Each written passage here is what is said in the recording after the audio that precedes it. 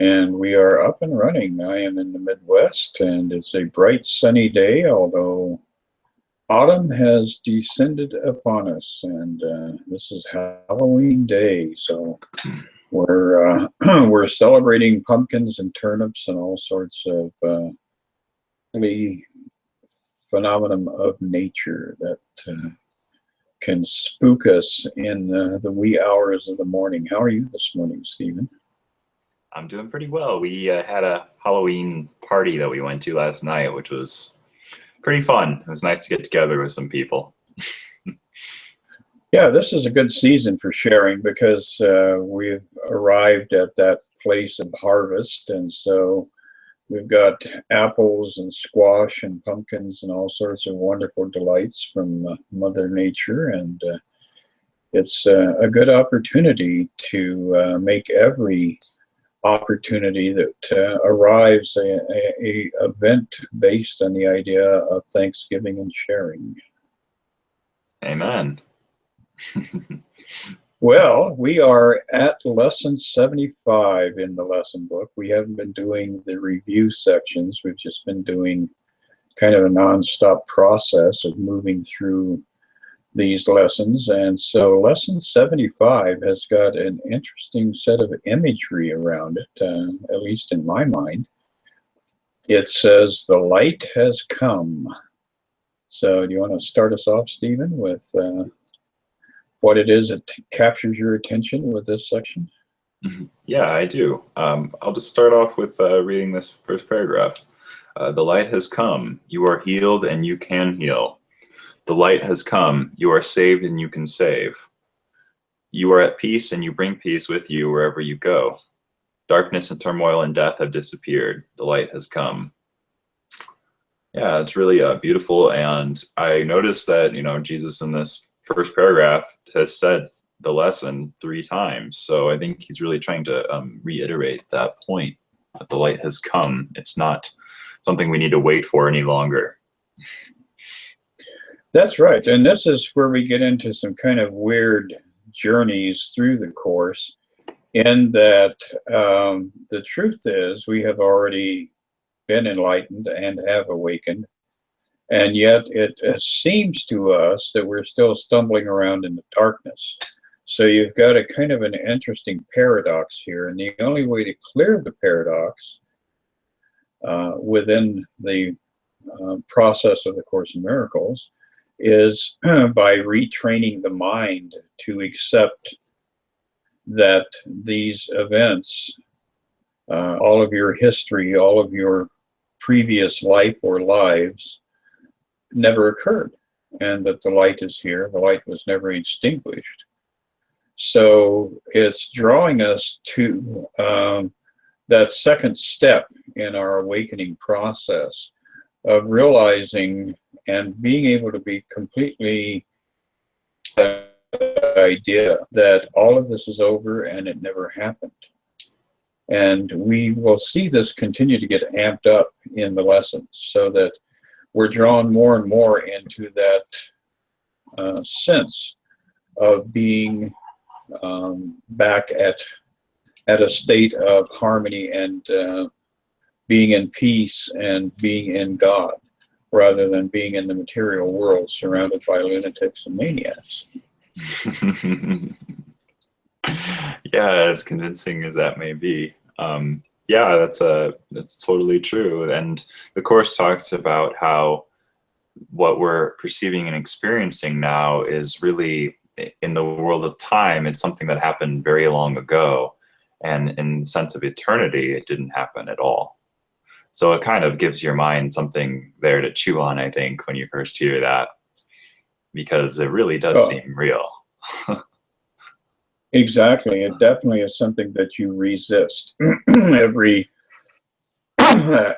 fiber of your being resists being able to encompass this kind of a thought, because we are so addicted to our senses.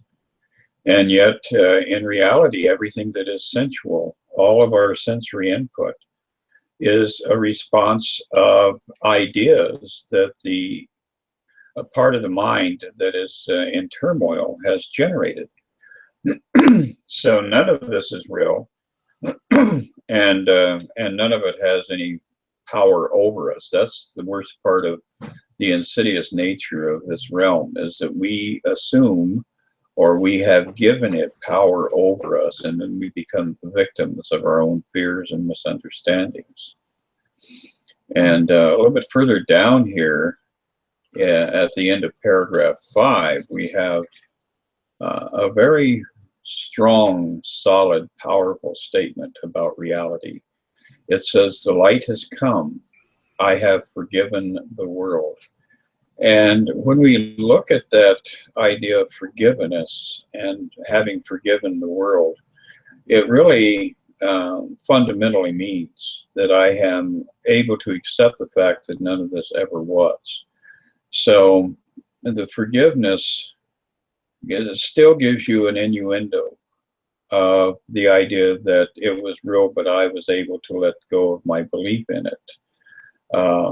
But in actual truth, when you get down to ground zero, the final note in the symphony is that it never really happened. So when we're forgiving the world, we are nothingizing it. We are releasing our belief in it to the degree that we escape from it. We are no longer trapped in that vortex that pulls us down into all of the meaningless activities from the worldly life. Yeah, that's really cool, and it comes back to that idea that, I mean, God created us perfect, so anything that we could be doing to try to improve upon that would be based on an insane idea. Trying to improve on perfection doesn't make sense. Well, and it's very hard to have any kind of rational discussion about that state of perfection that we emerged from, because that abstract reality of totality is literally incomprehensible from this linear perspective. So when people try to describe heaven, when they try to describe eternity or the kingdom of God, after a few words, you just run out of things to say, because it is experiential. You have to experience it.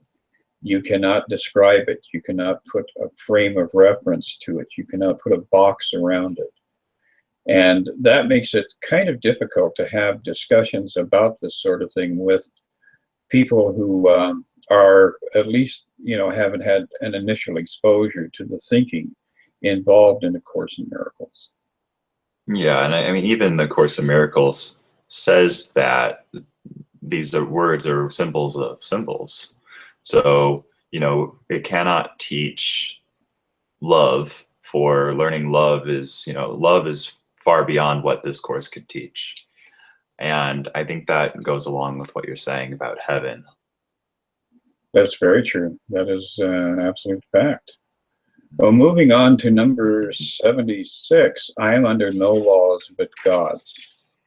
And this one is a lesson that you really have to put a lot of attention on, a lot of effort into, and it will get you in trouble if you're not paying attention. It says, "We have observed before how many senseless things have seemed to you to be salvation." Every time you don't have money, oh my God, $50 would be salvation. Each has imprisoned you with laws as senseless as itself. So I borrowed $50, and then after all the interest charges, I now owe $200, and so I'm 250 in the hole. Damn. You are not bound by them. That's the escape clause. Yet to understand this is so, you must first realize salvation lies not there. In other words, fixing your imagined problems is not your source of salvation. Your salvation is to return to your state of oneness with God, and you realize, oh, I have everything. Everything I need is mine. While you would seek for it in things that have no meaning, you bind yourself to laws that make no sense. Thus do you seek to prove salvation is where it is not. And that's really becoming more and more clear every day in this material world. The more we try to fix things, the more we get entrapped by them. And so we really have to get to that space of surrendering our addiction to fixing laws in the material world and realizing that those laws have absolutely no application to you as a spiritual being. Yeah, the thing that was coming to me was kind of like feeling like kind of comical from the spirit. Is like, don't say this line to a police officer kind of thing, you know? Like, you don't need to try to like prove that you don't need to follow the laws of the world. This isn't about rebellion or anything like that. It's just about withdrawing our attention, our energy from thinking we need to, like you said, change the laws of the world. Right. Every time you feel compelled to create a crusade and save something or rescue something or invent something or redeem something, you are in fact reinforcing that belief that the laws of this world are real and that the only way you can resist them is a full brunt head-on attack on them. And that's like those Chinese finger puzzles. If you remember as a kid, you got that little tube down in Chinatown. You'd stick your finger in each end of the tube, and the more you pulled, the tighter it got. Well, that's this material world. And that's what trying to fix the world using the laws of this world will result in. Yeah, I'm going to read this section too, and this is within this lesson. I think it's on the next page, but it says, perhaps you even think that there are laws which set forth what is God's and what is yours. Many religions have been based on this. They would not save, but damn in heaven's name. Yet they are no more strange than other laws you hold must be obeyed to make you safe. So right there, it's just talking about how, like, I feel like it's talking about how there's no like distinction here between the thought system of the world and the laws that exist in the world. Like, they're all pretty much equally insane. Well, and they're designed to entrap us, you know. When you see different religious practitioners going through their rituals, even though you can appreciate the idea behind the ritual, the fact is they believe if they fail to perform a ritual at a specific time or in a specific situation, that somehow God is going to frown in their direction.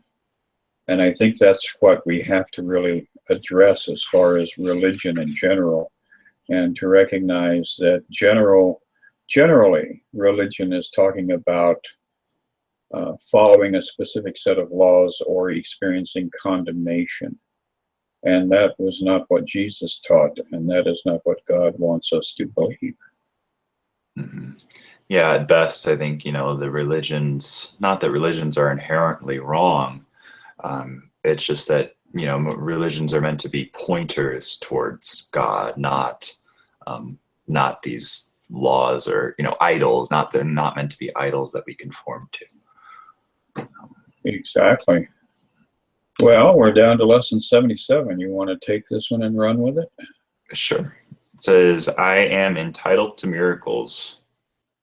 It says, you are entitled to miracles because of what you are. You will receive miracles because of what God is. And you will offer miracles because you are one with God. Again, how simple is salvation? It is merely a statement of your true identity. It is this that we will celebrate today. Yeah, and that's a really good reminder. I feel that, you know, just within our daily life here on Earth, we can experience miracles all the time because we're entitled to them, and it's totally natural that we experience miracles. what is a miracle again? A shift from fear to love? Well, yeah, Or, that's basically it. But it's also that forgiveness that comes from forgiving those around you. In other words, you cannot accept from God his forgiveness or her forgiveness, if you're one of those people, unless you are willing to release everybody that you have any condemnation toward. So it's that chain of forgiveness that is the key element to comprehending what a miracle is. A miracle is to be released from all the guilt that you carry with you about all the things you imagine that you did that were offensive to God. But in order to receive that, you have to be willing to forgive everybody who has offended you. So it's it's a very tight chain, and there are no loopholes in that chain. If you want forgiveness, you forgive dramatically, radically. Every situation, every time somebody cuts you off in traffic, you let go of that right then and there. You stop and pull yourself back and say, oh, I'm only condemning myself by attacking this person for doing what appears to be an aggressive thing toward me. So it's a very, very tight process here that we're looking at. And there really is no latitude around this. You have to stay on top of it. yeah, it really does feel like that because, if you even give just one hair of energy to something like that, and you let it be real for you. And when you let that be real for you, then basically you're giving it power to wreak havoc in your life and your mind. And that's why I think forgiveness solves that. Forgiveness is like saying, well, I'm just going to, I'm going to let that be what it is, but I'm not going to take that in. I'm not going to give my power to that. Yeah, and ultimately what we're trying to do is achieve that place where we truly, truly comprehend that none of this actually is real.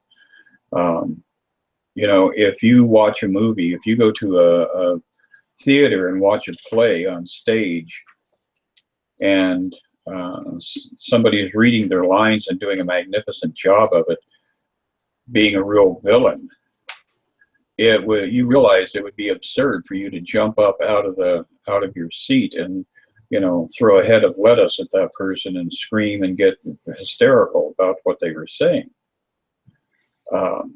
And we have to look at this material world in that same way. If we get upset by the things that trigger us, then we're allowing ourselves to become entrenched in the dream, entrenched in the play or the movie. So it's a constant drawing back over and over and over again. And, learning how to tell ourselves and to train ourselves to understand that this is not real. If you ever feel like throwing a head of lettuce at us during this video, just, take a step back and, I don't know. We can always use a nice salad or two. So yeah. The idea of lettuce is appreciated, especially if it comes with tomatoes and cucumbers, metaphysically speaking. Oh yeah, we'll send it in the mail and don't throw it at the video. That'd be a waste. That's true. Here we go, 78. Want to read lesson 78?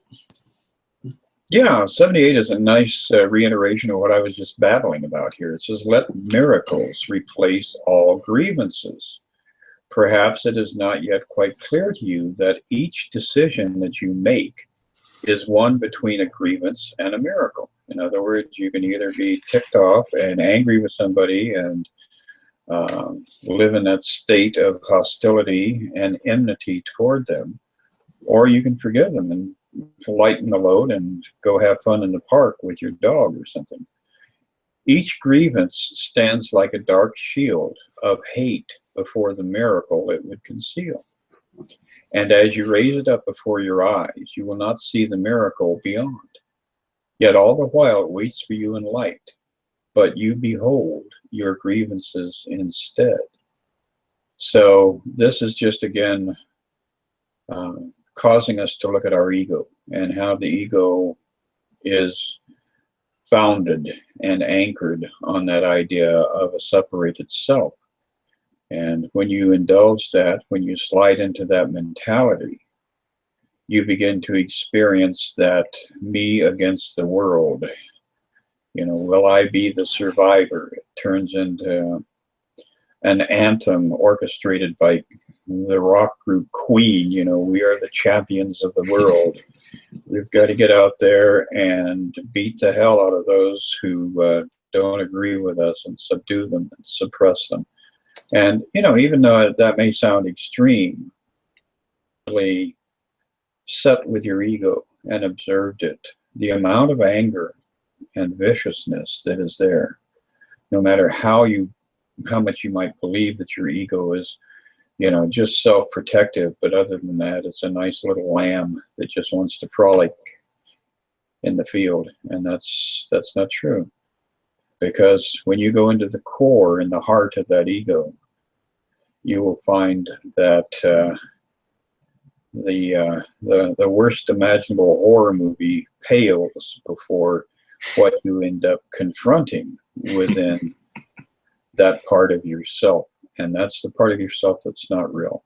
That's the part of yourself that can be healed and released.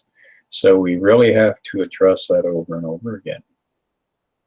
Yeah, I think Stephen King could probably take a note or two from the ego, like, and learning how to make his horror movies even scarier. In regards to the lesson itself, I really appreciate like the tonality of it. The let miracles replace all grievances. There's a tone of reminding the mind that it is in control of, you know, what goes in and out, what we choose to let in. So saying let miracles replace all grievances is like, you know, it's a commanding statement in your own mind to go ahead and substitute truth for the illusion. Oh yeah, that's absolutely brilliant. That's a great observation, Stephen, because really it's our own laziness that condemns us. We do have that power to not to wrestle the mind down into submission, but to take control and give it guidance and direction, and to make demands of it with the expectation those demands will be met. So looking at that whole situation around the mind, when people tell me, oh, I can never control what I'm thinking, yada, yada, yada. Yes, you can. You absolutely can, but you have to start with your own personal affirmations around that. You have to give yourself that prompt and tell yourself every day, I am in control of my mind.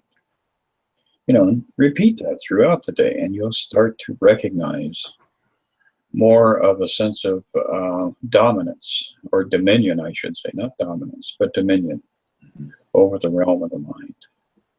Yeah, absolutely. And then this next lesson is very much in that same kind of tone, it seems.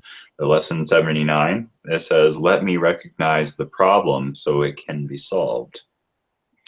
A problem cannot be solved if you do not know what it is. Even if it is really solved already, you will still have the problem because you cannot recognize that it has been solved. This is the situation of the world. A problem of separation, which is really the only problem, has already been solved, but the solution is not recognized because the problem is not recognized.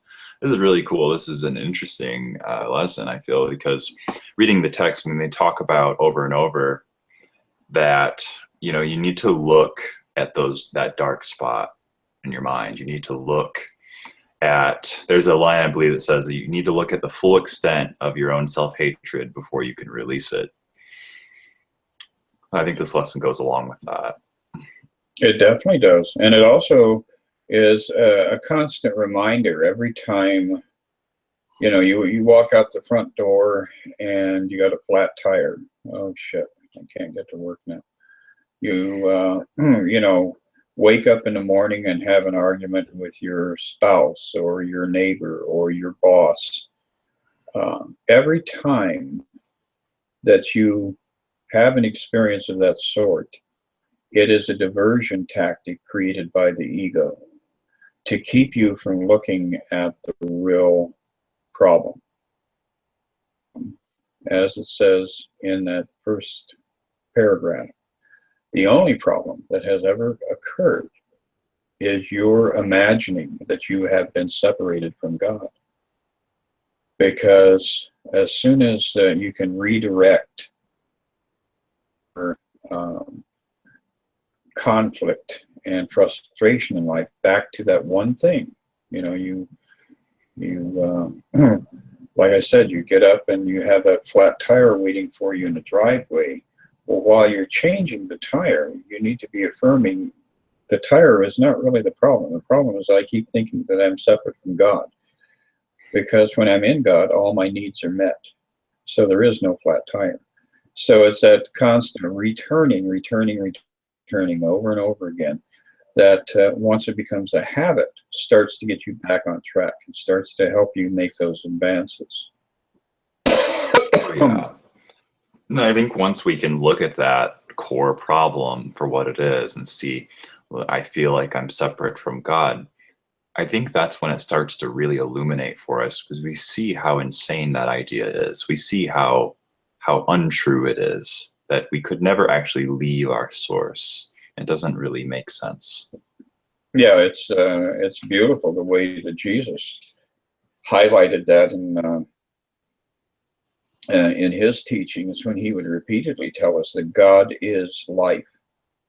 And when you look at that, acceptance, not with trying to filter the meaning out in your own mind, but just take it point blank when he says God is life. If you had actually separated yourself from God, you would no longer be alive. So that distinction has to come up over and over again once you start to realize how fundamental this is. And that's the thing about enlightenment, A Course in Miracles, all of these topics, is that none of this is complicated. None of this is really challenging. It's only our resistance to the truth that creates the illusion of complications around this personal journey that we're all engaged in. Oh yeah, and I don't know about you, Chris, but I mean, until I started reading A Course in Miracles,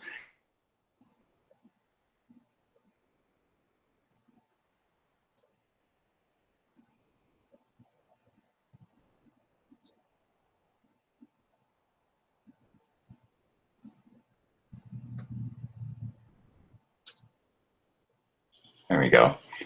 Did it freeze up there for you too? Yeah, it definitely went completely silent, and for a second there I thought you died. Oh, damn.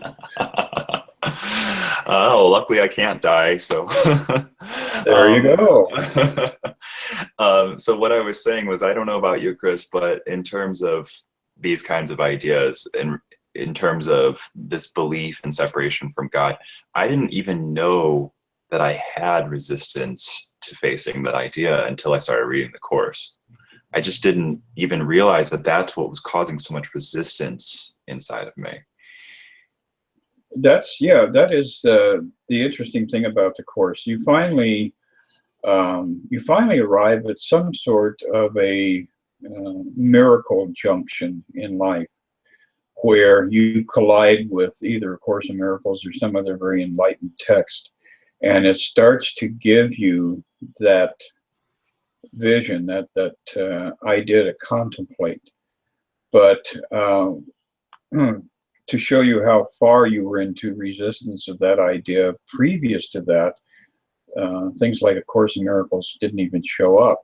But when we finally are getting to that point where we're willing to let down these barriers, then the right teacher, the right text will arrive, so that we do begin to realize, oh, I think maybe I am very intimately connected to God, and I didn't believe that for such a long, long time.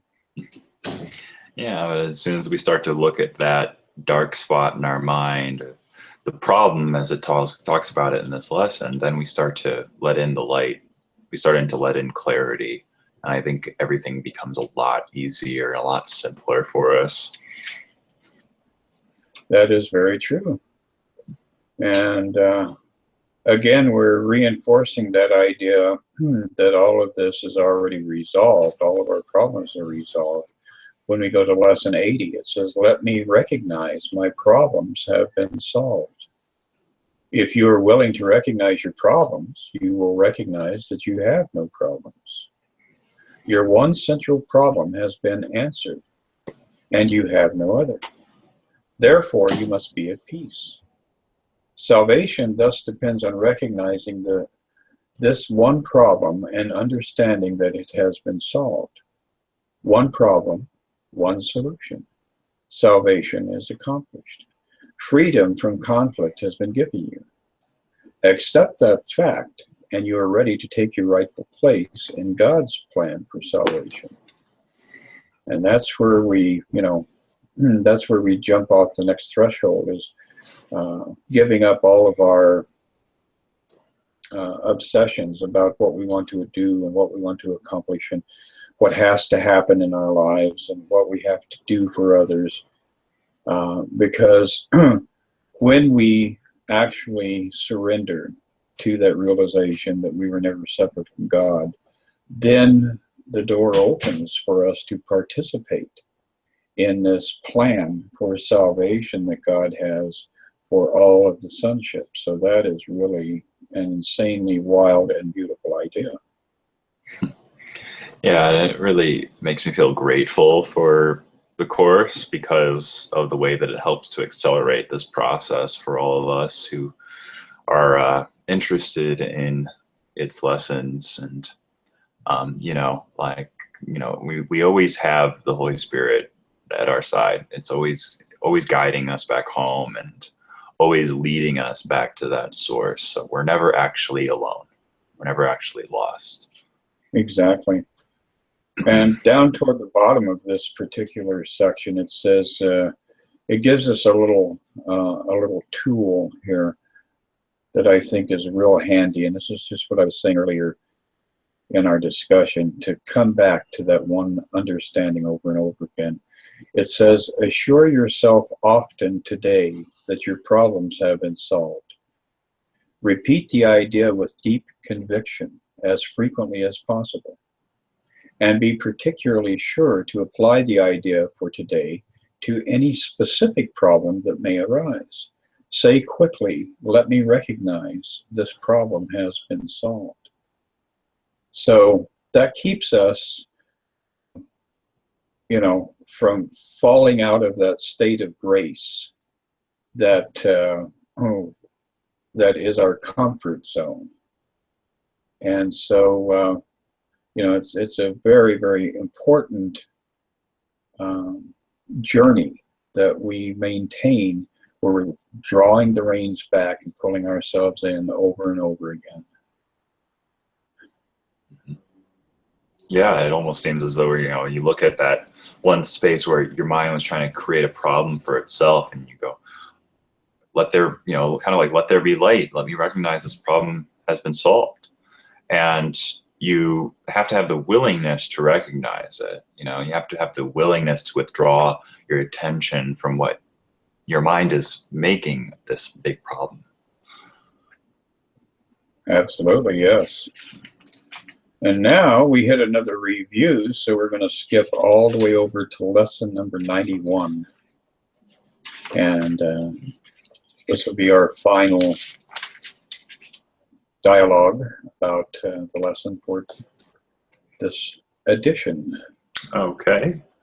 So lesson 91 says, miracles are seen in light.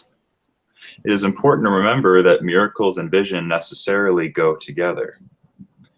This needs repeating and frequent repeating. It is a central idea in your new thought system and the perception which it produces. The miracle is always there. Its presence is not caused by your vision. Its absence is not the result of your failure to see. It is only your awareness of miracles that is affected. You will see it in the light. You will not see it in the dark. In other words, the light's always there, the miracle is always there, right? And so we just need to train our mind to become aware of that more and more Well, frequently. I think more importantly, what this is causing us to come to the awareness of is that we actually exist in the light. So when we're imagining the darkness, when we're imagining that we are separate and in a state of aloneness or in a state of death, that is the illusion. So the reason that we're looking at this from that perspective of being in the light is that it's once again reaffirming that we can never be separate from God, that we can never be separate from the light of existence, the light of love and compassion and joy and creativity and fruition. So it draws us back away from the ego over and over and over again. And that's why whenever we hear the word light or see the word light in studying the Course, it's basically saying you without your ego. That is the light. And that's what you have to go back to. Mm-hmm. Yeah, and that the ego is just that one just tiny imaginary spot of darkness in our mind, right? And when we take our attention off of that and recognize who we really are, then it doesn't really have any power over us. Exactly. As you go further down here, it gives us a little exercise that says miracles are seen in light. The body's eyes do not perceive the light, but I am not a body. What am I? The question with which the statement ends is needed for exercises today. What you think you are is a belief to be undone. In other words, that idea of Joe or Bill or Harry or with me, Chris, or with you, Stephen, that is a personality. That is an ego. That is not you. And until you're able to actually start to step out of being you and step into being Jesus or the Christ or however you format it, the Buddha, then again you're going to be battling light and dark. And so it really is a question of identity that all this is reduced down to. Yeah, that's kind of interesting. I was kind of looking at like personality disorders, right? Like trying to delve into that from a psychological standpoint. And like what the spirit was sort of reassuring me is that the personality itself is a disorder and it's something to be undone. Absolutely. That is exactly right. It is an insane idea about who you are. And, we see extremes. We've got two presidential candidates that are extreme examples of that, and it just goes on and on and on. The big thing is that we have to have that willingness to forgive all of the imagined personalities that we have created around us, because we did create the dream in its entirety. So by accepting that responsibility for disengaging, for not vilifying, for not attacking somebody that we are emphatically in disagreement with, is a very powerful step in undoing our own attachment to our own ego. Yeah, and there's another line here at the very end of this lesson. It says, "Miracles are seen in light. Let me not close my eyes because of this." And of course, it's talking about the spiritual eyes in this statement, I believe. Not talking about the physical eyes necessarily. Right. It's withdrawing from truth and going back into the dream, falling deeper into that state of being asleep. Yeah, which is what we do when we, become entranced with the dream in any shape, form, you know, when we really, really believe our thoughts here, or we get really addicted to something, or there are thousands of ways probably to get back into the dream. Oh, yes, yes. And even just, you know, taking that nap in the afternoon, you know, when you're in your truth, you are invigorated and energized, and limitations imposed upon you by the body. And that's what we're all aspiring to, is to become completely free of the ego's limitations and the ego's claims of, oh, my body's sick, oh, my body's unhappy, oh, my body's this or that. But we're aspiring to step out of that and recognize that the body's fine. And for the temporary time that we inhabit it, it's only to be used for communication and for the sharing of love and for the common goal of awakening together. And we're totally on our way. I think so. Well, hopefully this video has helped us progress a little bit farther along our journeys that we're all taking, and I really enjoyed our discussion, Chris. Yeah, it was a great chat, and good to examine these ideas. You know, it is a repetition. It's a process of erosion. We're eroding away this very huge boulder that we have created in the flow of life called self. And so every time that we can spend time experiencing that unified thought and summoning that presence of our redemption, then it shortens the journey, and it makes us all feel a lot lighter. So I will see you in 1 week, Stephen. We'll be looking at lesson number 92. That will be. That's correct. And happy Halloween, everyone. Yes, may your pumpkin be unblighted by frost for at least another 20 or 30 days here for those of us in the Midwest. Oh yeah, it rained like crazy for us too, so our pumpkins got soaked. Then they start getting mushy. That's when they get ugly. Yeah. Well, anyway, we'll resume in a week and keep talking about Course in Miracles. Yes, you have a great one, Stephen. You too. Take it easy. Bye.